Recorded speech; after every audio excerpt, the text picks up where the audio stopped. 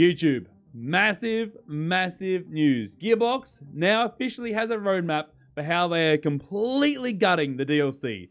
By the end of this roadmap, we are going to have, and I'm not exaggerating, this is DLC 2.0.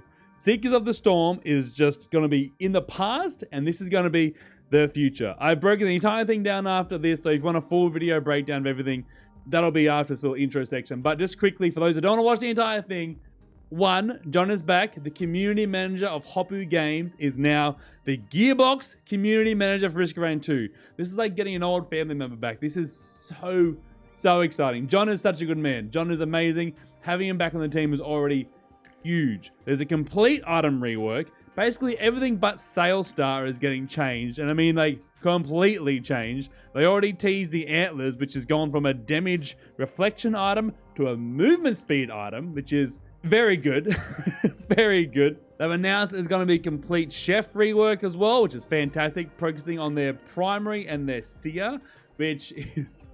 They touched on Seeker as well, which I think is good because her tranquility stuff isn't the most indicative and the most intuitive, so that's really good as well. And they have released a small update with this. The update itself isn't that big of a deal. There's a fix to the Elites, which is obviously very needed. They fixed the Vagrant Orbs. Well, fixed the Vagrant Orbs. They said that should be fixed, but, well, they are, to put it lightly.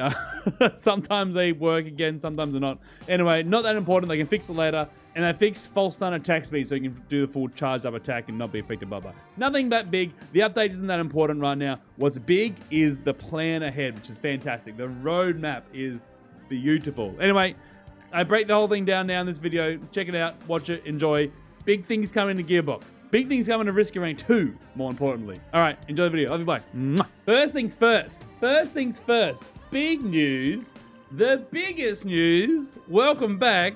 John, 17 Uncles, the Hoppu Games community manager, back to Gearbox as a community manager for Risk of Rain 2.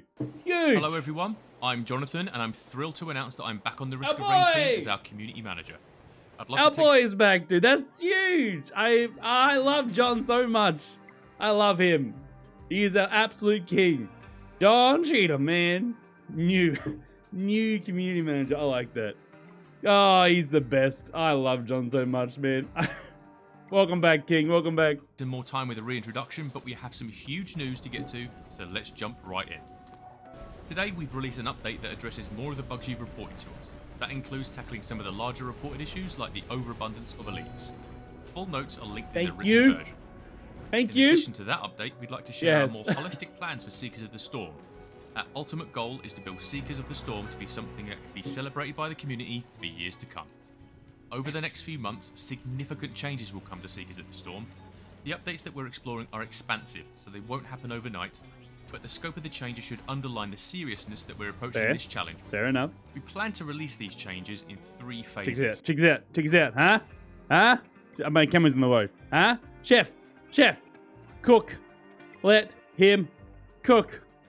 Let him cook. 3 phases. Good news, trust me. Phase 1 is going to be items and elites. Phase 2 is going to be the False Sun boss fight. And Phase 3 is going to be the survivors. Some content people already love.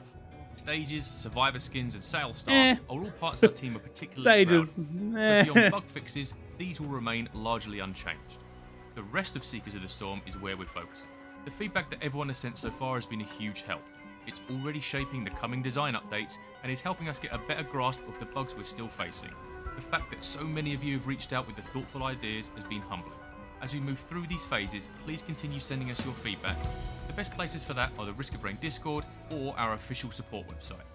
As more feedback comes in, everything is subject to change. We want this to be a collaborative effort that you're all part of. So while the changes we will lay out are the improvements we're planning right now, those plans may change in service of making more polished content. With that, let's take a second look at each phase more closely. So let's start with Phase 1 items and elites. Apart from Sales Star, all the new items are being changed. In some cases, like with Sonorous Whispers, the items could simply use a tweak or a rebalance. For others, the old uses were somewhat limited. Huh? So they've been get my camera out of the way again. Increased movement speed spawns orbs of energy that gives increased movement speed boost and temporary barrier. Movement speed items. We needed these so badly. Item pool dilution taking away speed is such an issue, man. Such an issue. And now we have speed back as a common item, dude. Yes! And it's got a cool little, like, it sounds like it's got something cool there. Spawn orbs of energy that give increasing movement speed. It sounds cool. So it's like a movement speed boost with extra movement speed boost and some barrier. Cool. Good. Completely redesigned. Overall, our goal is to redesign the items to feel more transformational, make the new items fit into the existing build scenario. Yes. Yeah. Yes. Balance tweaks. Yeah. Okay. Yeah. I really align with this. Sales Star, my beloved. Great item. Very good item. The Chronic expansion seemed a bit underwhelming. Chance Dolls seemed a bit unintuitive. The prayer beads were very broken. But they were broken in a simple way to fix is the thing. Because the way they stacked, the way they did the calculations. Sonorous Christmas is a bit weak now. Still very good though. Growth Nectar is a bit hard to get off the ground. Boomerang feels a bit underwhelming at times. But again, very strong in the right build. And this should work on like turrets and stuff, but like I agree with that wholeheartedly. This just needs to be more clear in my books. And this is already really strong. This is interesting. I haven't, and this, hard agree. This item sucks, this item sucks, this item sucks, this item sucks, this item sucks, this item sucks so much. Huge. Massive. This is your fault? Don't blame me, dude. Oh, I'm so happy to have, yes, good. Synergies better, make some particularly weak items more powerful, and re-establish a better balance in the item pool between defensive, movement, and damage items. With the elites, the plan changes are every bit as significant. We found that Twisted Elites could offer a lot more room for counterplay. Depending on the items you randomly receive in a run, it's possible that you're guaranteed to die if a Twisted Elite spawn. Risk of Rain 2 can be punishing, but when it is punishing, it should always... I remember doing the, I did the Elite aspect hunt with Disputed Origin like a month or so ago. And like the existence of, like, we were so insanely OP. Like we were deleting the map in one shot. And we were never not terrified of just randomly dying to a Twisted. These things were so busted. So insanely overtuned. So this needs in ways that feel fair absolutely huge rework. For players to overcome those challenges. The core principle of encouraging players to focus fire on a single monster is still really compelling. So we're rebuilding Twisted Elites to give... So it's like chaining other enemies to build a cool... players a chance to dodge that incoming damage. Gilded Elites are quite healthy. When a Gilded Wisp decides to float over you, it tends to just hang there, stealing your gold while you go on a marathon to take it out. The changes we're working on will retain the gold stealing mechanic of Gilded Elites, but in ways that are more interesting and provide the space for counterplay. Their health multiplier is also... I cannot stress how game flow breaking Gilded Elites are right now. The fact that you can have an enemy that makes you stop shooting it in your action shooter game, like an enemy that physically stops you from engaging in the game, especially with AoE, because like you can shoot a different enemy, but if you have AoE, you're fucked as well. Like, is such a bad idea. Is so bad. So that is huge news. Like, it just ruins the flow of the game. So that's huge. Knocked down a few pegs. With Phase 2, we'll be tackling the Full Sun boss fight. As we get closer to these later phases, we'll have more details on our specific plans. For now, we just want to ensure you have an overview of our thinking. With the boss fight, we're aiming to make the boss abilities clearer and fairer, prevent the Full Sun from attacking through obstacles, move the location of pillars for better blocking and coverage, rein in some of the ancillary damage sources like the number of golems and lightning strikes, and rebalance the overall encounter, including damage and swap flat armor for adaptive armor. During this roadmap phase, we're also planning some changes to Scorchworm and Halcyonite, but we'll have more details for that when we get closer. So they're making False Sun, Halcyonite, and Scorchworm. Oh, thank you. Thank you so much. Man, thank you. They addressed everything. Everything. The attacking through walls, the better way to hide from the lasers, like the not as many like lightning bolts and golems like to push you out of the pillar that you need to hide behind. Do not get hit by laser. So it's either get hit by golem and lightning or hit by laser. Either way, you die. Both options are death. Huge. Huge. And the worms as well. In Phase 3, we'll work on survivors. All 3 survivors will see large improvements, but Chef is getting a lot of attention. Chef could be a lot more powerful and feel a lot more streamlined.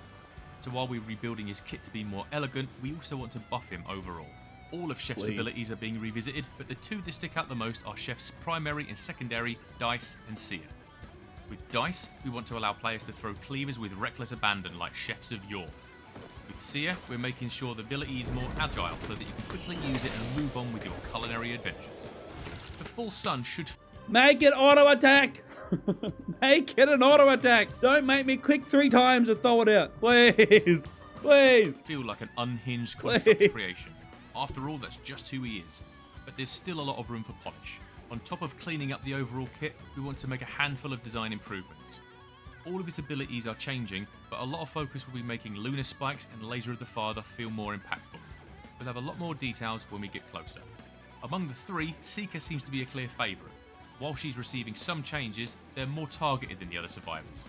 Overall, we want to increase the value of her Tranquility stacks, so each one should be more impactful. Yes. We're also keen on bringing the resurrection capabilities she delivers in multiplayer back to single player. Yes. We'll let the team keep making improvements as we go through these phases, and we'll Don't punish me for playing single player. Yes. And that's what we have for you today. This is a huge undertaking, but one the team is very excited about. We also want to thank everyone for giving us the time to put together a holistic plan. We know that you're eager to see what's in store, and we can't wait for you to jump in. In the meantime, today's bug fix is alive, and you can find the update notes in the written dev diary version. Until next time, Risk of Rain team. Bigger. Bigger. Bigger. I cannot stress how big that is. Massive. Huge.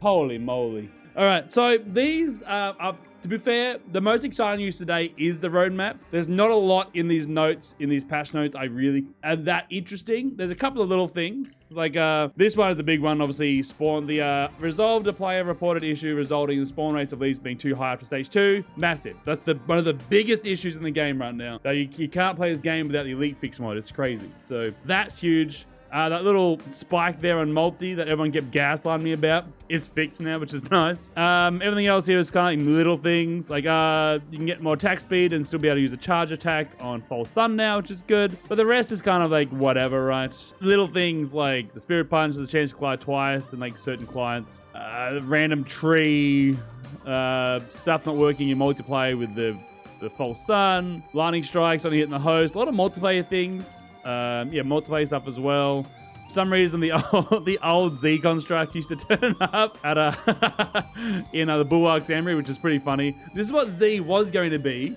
back when Survivors of the Void was coming out, but they changed it to a current Z construct, which is very funny. And obviously not a huge, more little things like multi-skin, freezing properly now. Still good notes, like the elite fix and the attack speed is good on False Sun, still things. Mainly the elite fix. But the big news is, the roadmap. The roadmap is the biggest bit, dude. Like, absolutely. And the fact that we're going to have this redone. Oh, I love it so much. Don't care about Old Z. Old Z is kind of cool, to be fair. Old Z, kind of cool. But yeah, huge news. Huge news. Very excited. Love that. John's back, which is huge. I love that John is back. Like, I love that John is back. Losing Hoppu and going to Gearbox, like, it's a transition period, is sure, but like having like bits and pieces of Hoppu still in the community is like, it makes me feel at home again. You know, it makes me feel at home, man. It's like a country, like it's like a family member's come back from a long trip away or something. I don't know. I'm just casually getting parasocial. John, I love you, John. Anyway, all good news though. Good things. Good things. Good things. Good things. Good things.